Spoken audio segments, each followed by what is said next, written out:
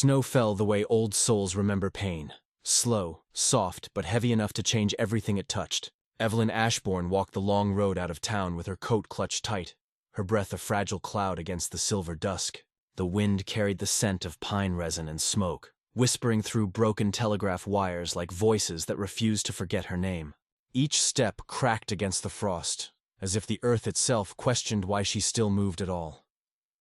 Behind her lay the house that no longer called her daughter.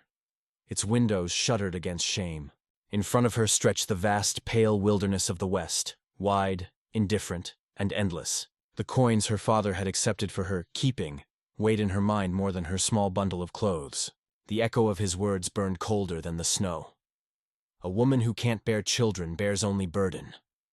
She didn't remember crying when they told her to go. It wasn't anger that hollowed her out, it was silence, the kind that fills every space a heartbeat once occupied. By the time she reached the crossroads, a wagon was waiting, a dark figure holding the reins, hat brim heavy with frost, Silas Boone. He looked more like the wilderness than a man, beard dusted with snow, coat mended in places that told of years of use. He didn't look at her the way other men did. There was no appraisal, no pity, just a slow nod, as though he'd already decided she could stay alive in his world or die in it, and it was up to her. "You Evelyn Ashbourne?" His voice was rough, like gravel against wood. She nodded once. "I don't buy women," he said quietly, "but your father said you've got nowhere else." He offered his gloved hand, not as a savior, but as someone who understood survival. She took it. The wagon creaked forward through the snowbound woods, the sound of hooves fading into the hush of falling flakes. The forest closed around them, tall pines leaning inward as if to listen.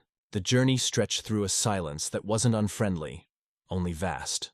Evelyn kept her hands folded in her lap, afraid to speak. Silas seemed a man carved out of quiet, each breath measured, each glance deliberate. Once, when she shivered too hard to hide it, he reached behind the bench and wordlessly passed her a wool blanket. She thanked him in a whisper that was lost to the wind. When they reached the clearing, the cabin stood like a lone heartbeat against the white. Smoke coiled from the chimney. The sound of children drifted faintly from within. She hesitated on the step. The door opened to a new life she hadn't chosen. Inside, the air smelled of pine sap and bread gone cool. 4 children stared at her, eyes wide with curiosity and something close to suspicion. "This here's Miss Evelyn," Silas said, removing his hat. "She'll be staying a while." The eldest, a boy near 12, crossed his arms. "She ain't Ma." Silas's jaw tightened, but his voice stayed calm. "No, Rowan, she's not." The girl beside him, younger and fair-haired, whispered, "She looks sad." Evelyn forced a small smile, unsure whether it was for the child or herself. Silas gestured toward the stove. "You'll sleep near the fire tonight. Tomorrow I'll show you where things are." He left again before she could answer. His footsteps faded into the woods, leaving her in the warmth she didn't know how to accept. That night, Evelyn lay awake listening to the rhythm of the home, the creak of timbers in the cold, the occasional sigh of the wind against the shutters, the faint laughter of children in dreams.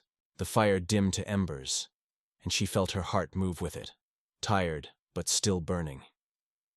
Days fell into a rhythm like the swing of a pendulum. Silas rose before dawn, his axe echoing through the valley. Evelyn swept, cooked, mended. She never asked how long she would stay or what was expected. The children kept their distance at first, orbiting her like cautious planets. Only Mabel, the youngest, would sometimes crawl into her lap without asking. The child's trust felt like sunlight breaking through the gray. When Evelyn went into town with Silas for supplies, the world she'd left behind met her with whispers sharper than knives. "There she is, the barren girl," murmured Martha Green, voice honeyed with cruelty. "Boone must be desperate." Evelyn lowered her gaze, focusing on the snow beneath her boots. The gossip rippled through the store, quiet but impossible to escape. Silas said nothing. He loaded the wagon with flour, salt, kerosene. She felt the sting of his silence, unsure if it was shame or restraint. But when they stepped outside and she struggled to lift a heavy sack, his hand closed gently over hers.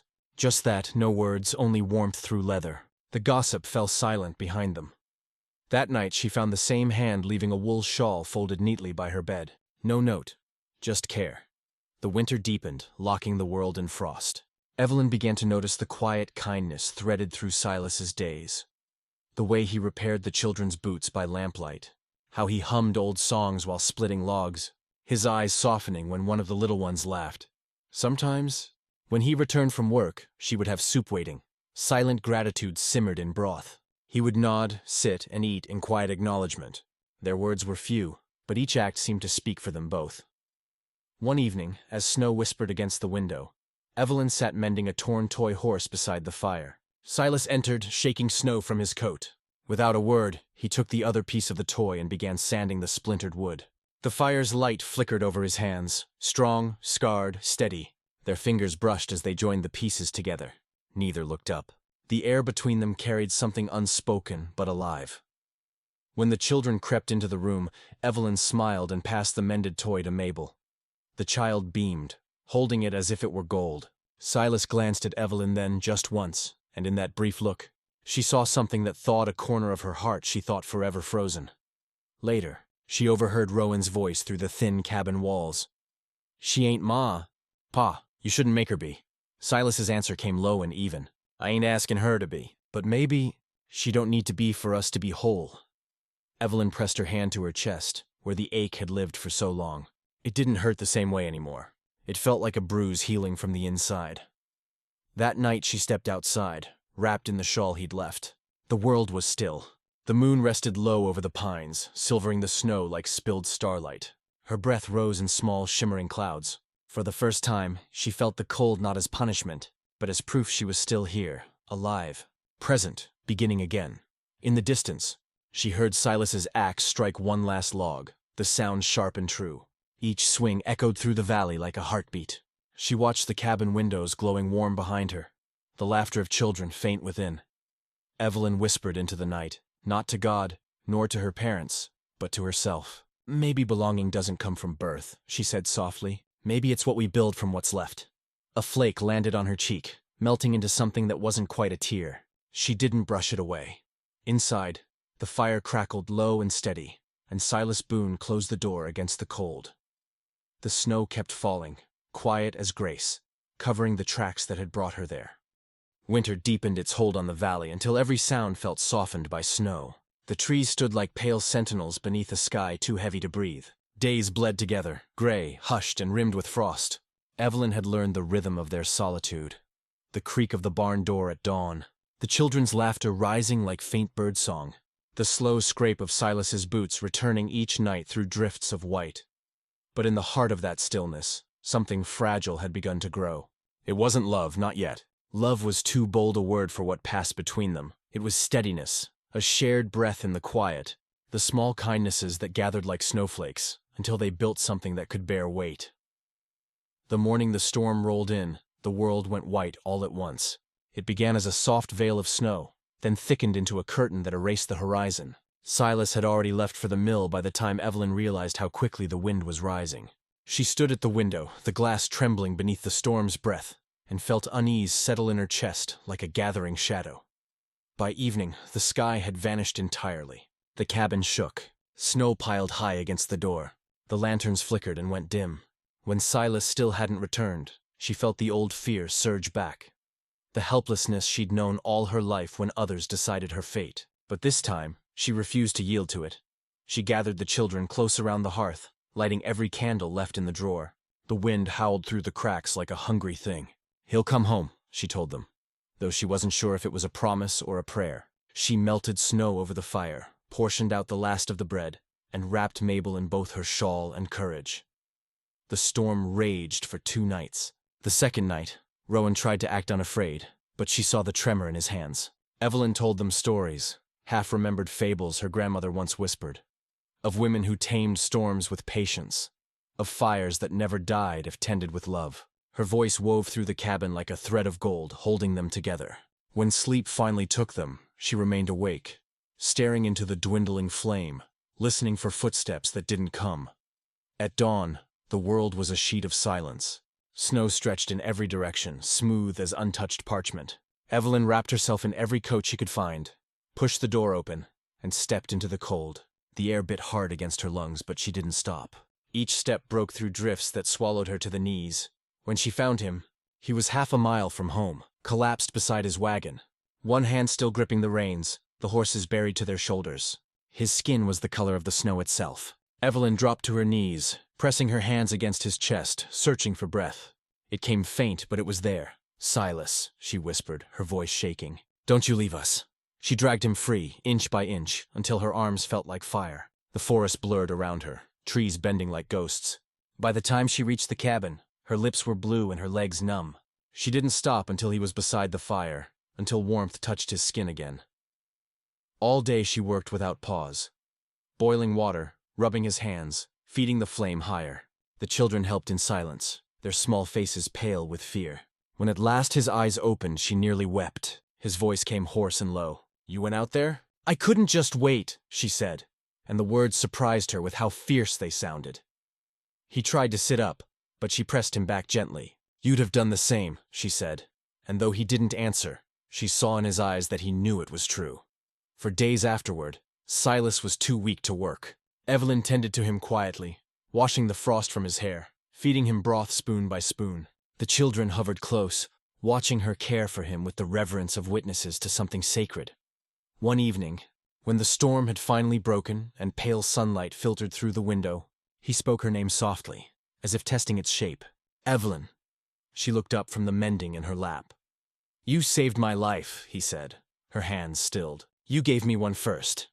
The silence that followed was the kind that hums with meaning. His gaze held hers, unguarded, full of something deep and steady. He didn't reach for her, not yet, but the air between them felt changed. Less like a distance, more like a path being crossed slowly, carefully, step by step. As the weeks passed, word of the storm spread through town. When the roads reopened, Martha Green arrived with a basket of supplies, her eyes sharp with curiosity. The woman's gaze swept from Silas's pale face to Evelyn's steady hands. For once, her voice lacked its usual venom. "Heard you kept the Boone place standing when most couldn't even keep a lantern lit," she said, almost grudgingly. Evelyn simply nodded. She didn't need approval anymore. Her worth had been measured in firelight and survival, not gossip. Later that afternoon, as Martha left, Rowan approached Evelyn by the porch. The boy's voice was quiet. "Pa said you ain't Ma," he murmured. "But he also said we don't need one if we've got you." The words rooted deep in her chest. She placed a hand gently on his shoulder, and the boy didn't flinch this time. The thaw came slowly, as all forgiveness does. The snow retreated from the fields in glistening patches, revealing the rough earth beneath. Evelyn spent mornings with the children planting seeds in the soft ground, her hands no longer shaking when she held life between her fingers. One day, a letter arrived from her parents, its paper creased and smelling faintly of the old house she had left behind. The handwriting was her father's, rigid, precise. They had heard of her good fortune, of Silas Boone's kindness, and they wanted her to come home now that her reputation was restored.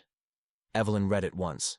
Then she placed it gently in the stove's flame and watched the edges curl into black. The ash lifted, twisted, and vanished up the chimney.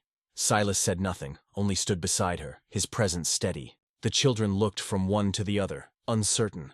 She smiled at them. "We don't need old ghosts weighing down the new season," she said. When night fell, the sky cleared completely for the first time in months. Stars spilled across the heavens like silver dust. Silas sat by the fire, his fingers tracing the edge of the cup she'd placed before him. "You could have gone back," he said quietly. "I already did," she answered. "But this time, I chose the direction."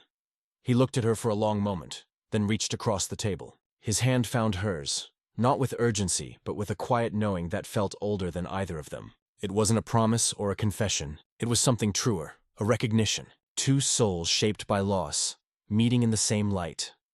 Spring came in whispers.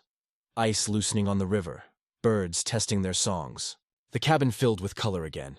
Mabel's laughter, Clara's songs, Rowan's new sense of calm. Evelyn moved through it all as if she'd always belonged there.